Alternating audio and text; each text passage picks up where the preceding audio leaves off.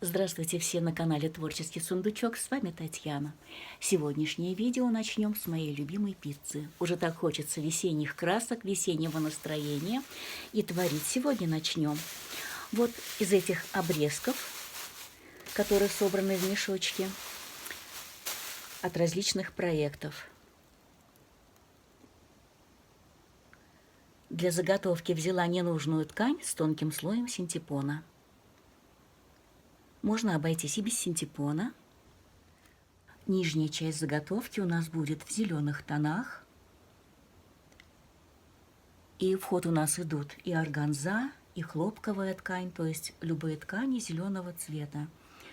И для фона я снизу укладываю более крупные лоскуты, а сверху уже пойдут различная мелочь.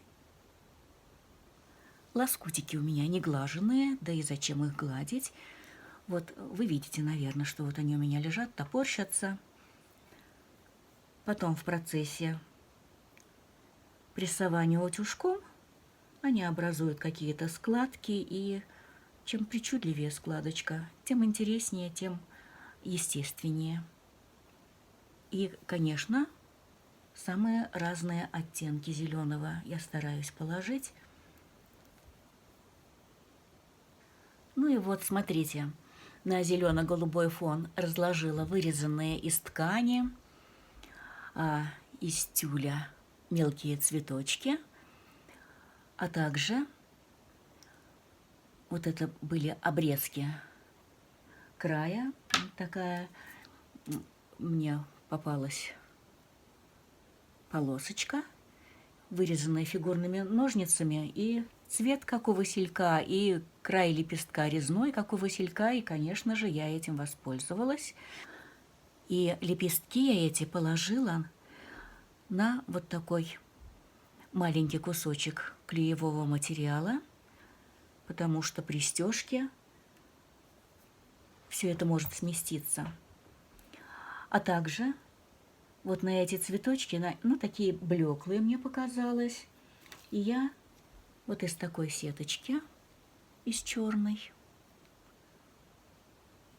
вырезала маленькие кусочки, подложила опять же маленький кусочек клеевого материала. Приходится пользоваться пинцетом. Без клеевого материала здесь вот такие мелкие детали, они легко ускользают во время стежки, тем более здесь ткань шелковая, скользкая.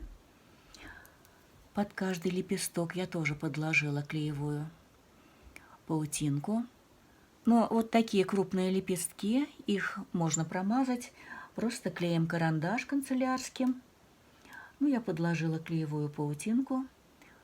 Дальше я маленький кусочек клеевой паутинки положила наверх на лепестки и решила оформить вот таким образом серединку цветка. Вот такие тычинки. А потом под воздействием утюга эта паутинка оплавится, ее не будет видно совсем. Белым цветочком я добавила желтые серединки и еще добавила цветочков слева. И вот теперь нашу цветочную композицию накрываю фатином.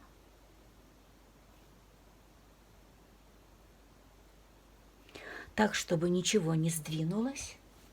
Затем все это я накрываю влажной тканью и пропариваю. Пропаривать я буду, переставляя утюжок, не сдвигая. Таким образом, выждав небольшое время, например, на счет 10, и так все полотно. Пропарила это полотно, и теперь смотрим, чтобы у нас все детали остались на месте. Если что-то надо подправить, сейчас самое время это сделать, потому что сейчас я скалю это полотно булавочками и под машинку. Скалываю я часто в процессе стежки. Булавочки убираются. Стегать я буду прямой строчкой. Ну, после стежки я покажу. Вот эти мелкие цветочки, я их не сажала на клеевую паутинку. Они были в таком свободном плавании. Ну, а сейчас перед стежкой я закреплю каждый цветочек булавкой. Иногда в комментариях меня спрашивают, почему я не показываю, как я стегаю свою пиццу. Покажу вот на этой заготовке. Это обычная прямая строчка.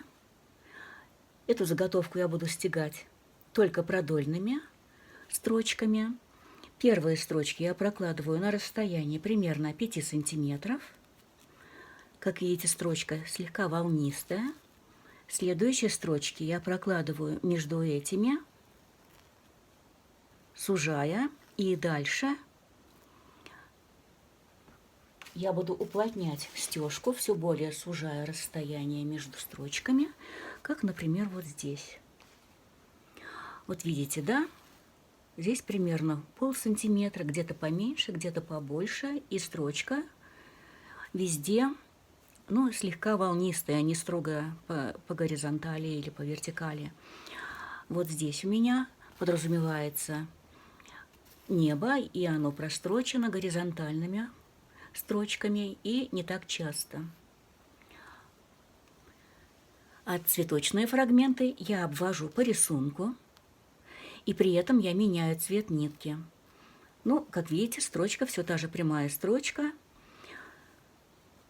То есть я в машинке никакие настройки не меняю. Полотно здесь не очень толстое, обычная швейная прямая строчка. Так выглядит полотно после стежки. С изнаночной стороны это нагляднее. Вы видите, стежка здесь частая. Полотно после стежки становится стабильнее. И чем чаще стежка, тем жестче полотно. Из простеганных полотен выкроила детали заготовок. Вот такие 2 детали. И размер заготовок 37 на 42. Такого же размера я выкроила детали подкладки. Они у меня не цельные. Выкроила из того, что было. Это мужская рубашка. На одну деталь уже настрочила карман с 2 секциями для телефона и для кошелька или для ключей. Сейчас соединю детали верха по 3 сторонам. И то же самое я сделаю с деталями подкладки. Прошила. Теперь вот в этот уголочек клинием шва прикладываю квадратик со сторонами 3,5 сантиметра и обвожу. То же самое и с другого угла.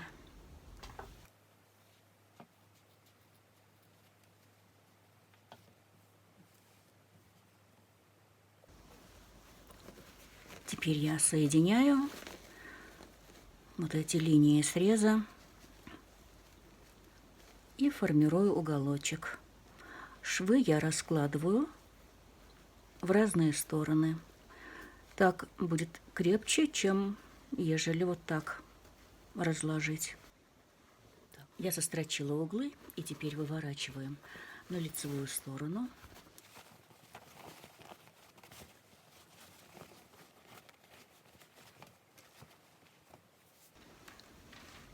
Теперь я нахожу середину, сложив изделие вот таким образом. От этой метки в обе стороны по 7 сантиметров. Я сшила вот такие ручки. Как я шью такие ручки, у меня есть видео на канале. Я прикладываю ручки вот таким образом выдвигаю сантиметра на 1,5.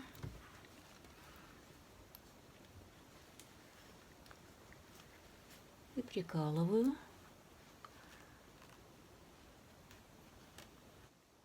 А дальше я опять вывернула сумку наизнанку, ручки вложила вовнутрь и вкладываю лицевой стороной наружу подкладку. И смотрю, чтобы карман у нас был на заднюю сторону сумки.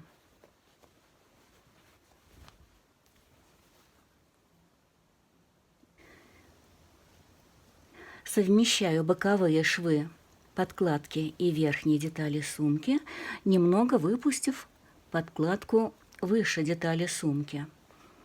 Это нам нужно для того, чтобы у нас не образовались внутри сумки складки. И теперь вот я скалываю и сострачиваю по окружности. Ну так вот пришито. И теперь выворачиваем через незашитое отверстие в подкладке.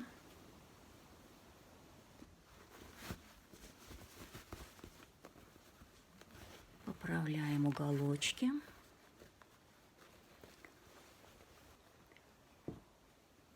И зашиваем вот это отверстие.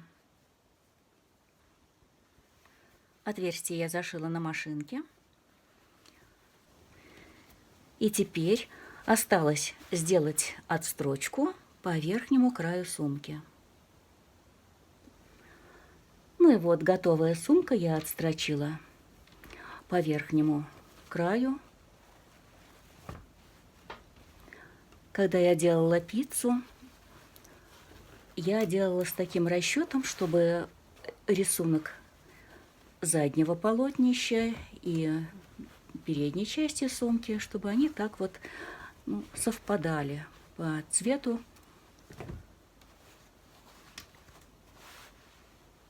Так, кого интересуют размеры сумки, в готовом виде сумка шириной 34 сантиметра, по высоте 35 и ширина донышка 7 сантиметров. Ручки в готовом виде 48 сантиметров. Сумка получилась удобная.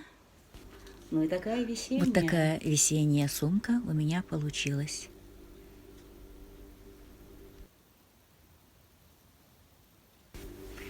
Если вам понравилось, ставьте лайки, подписывайтесь на канал, если вы не подписаны, и жмите на колокольчик, чтобы не пропустить мои новые работы. На этом я с вами прощаюсь. До скорой встречи!